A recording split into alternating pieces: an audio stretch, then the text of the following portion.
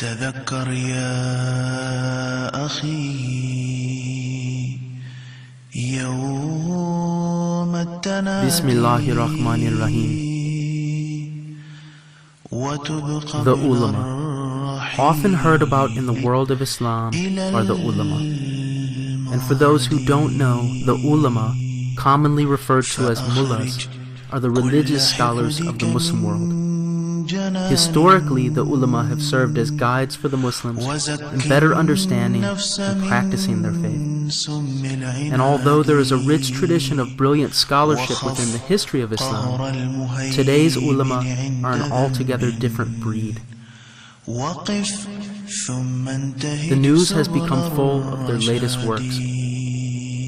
Lately, here are some of the ways the so-called ulama have misrepresented the faith of Islam. They arrested a middle-aged guest school teacher over what her students named a teddy bear. They've declared that soccer is forbidden unless being used as a training activity for jihad. They then changed the goals and rules of soccer as they somehow represented the values of the West. They issued a fatwa to kill the Pope.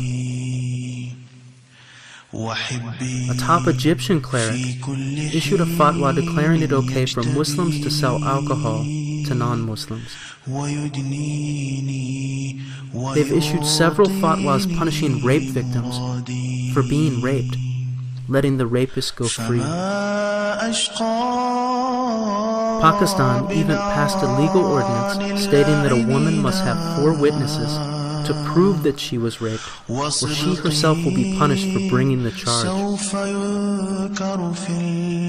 A complete mockery and shameful, hateful image has been made of the true essence of Islam, to the point where it is nearly impossible to preach the true message of Islam to a non-Muslim who has not already been jaded and put off by these brutal and backwards misrepresentations.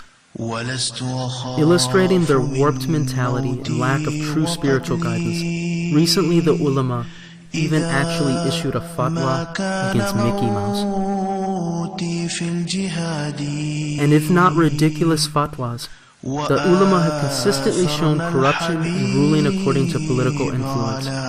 They have shown fanatical and terroristic tendencies and incited the masses to rebellion and chaos, which is clearly forbidden in the religion of Islam. The ulama and their fanatic hordes have proceeded to make a mockery of the religion of Islam exactly as it was foretold by the Holy Prophet Muhammad, peace and blessings of Allah be upon him. As narrated by Hazrat Ali, the Holy Prophet Muhammad said, "A time will come in the near future when there will be nothing left of Islam except its name, and there will be nothing left of the Quran except its words. The mosques of that age will apparently be full of people, but will be empty of righteousness. The ulama will be the worst creatures under the canopy of heaven.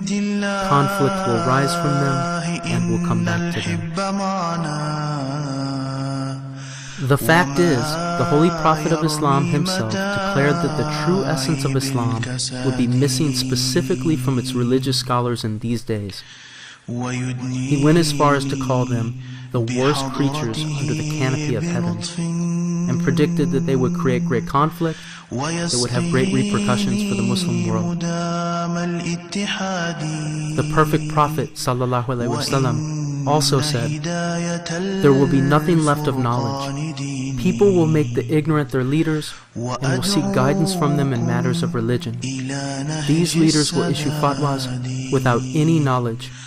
They will themselves be misguided and will lead others astray." Throughout history, the ulama have had a tendency to try and monopolize all understanding regarding the faith. But this is not the true spirit of Islam, which instead has always encouraged all Muslims of all ages to fully understand and practice their faith. The history of Islam even shows that housewives were so learned in hadith and sharia that they would often correct the ulama. But those days are gone. Before we give up our decision-making to others, we should also understand that throughout the ages, the ulama have generally been at odds with Islam's great saints, scholars, and mujaddid, or promised reformers. One of the first was Imam Ahmad bin Hanbal, who lived between 780 and 855 AD. Ibn Hanbal is one of the foremost famous scholars of fiqh, or Islamic jurisprudence, and was also a master of hadith, having studied under Imam Shafi. It was only after 40 years of study and contemplation that Imam bin Hanbal felt himself fit to be called a religious expert. His humility, credentials, and knowledge did not keep the ulama, however, from turning against him. Because he would not proclaim the then common belief that the Holy Quran was a creation like the rest of Allah's creatures, he was arrested, imprisoned, chained, and tortured.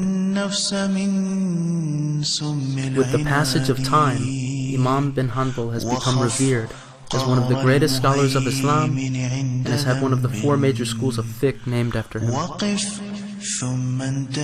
Imam Bukhari. Imam Bukhari hardly needs an introduction. His compilation of hadith is considered the most scholarly and authentic work in Islam and is considered the greatest book after only the Holy Quran itself. Many stories are recorded about his piety and his dedication to the cause of Allah and charity. But even Imam Bukhari did not escape the opposition of the ulama and the mischief makers of his day. He was opposed and reviled by many of the ulama of the time, and was even exiled from his homeland of Bukhara and died in exile. Imam al-Ghazali, a Shafi legal jurist, physician, scientist, psychologist, and the most famous critic of Greek rationalistic philosophy. For centuries, his books have been read, studied, and acclaimed worldwide by Muslims and non-Muslims alike. Considered the most influential Muslim scholar in world history, and by many considered the mujaddid or spiritual reformer of Islam for the 5th century, Imam al-Ghazali had his run-ins with the ulama as well. Here is what he thought of the ulama of his day. Satan has overpowered most of the ulama. Their transgressions have led them astray.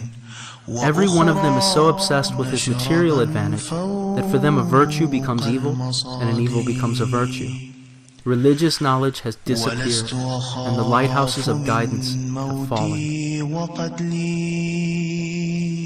This state of affairs was tragic to Imam al-Ghazali because he knew the ultimate importance of the ulama in leading and providing an example for the Muslim masses. In this way, he knew that the ulama could either be a blessing or a curse, depending on their spiritual status and their true understanding and behavior.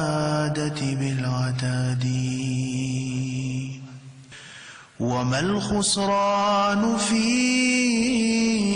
موت بتقوى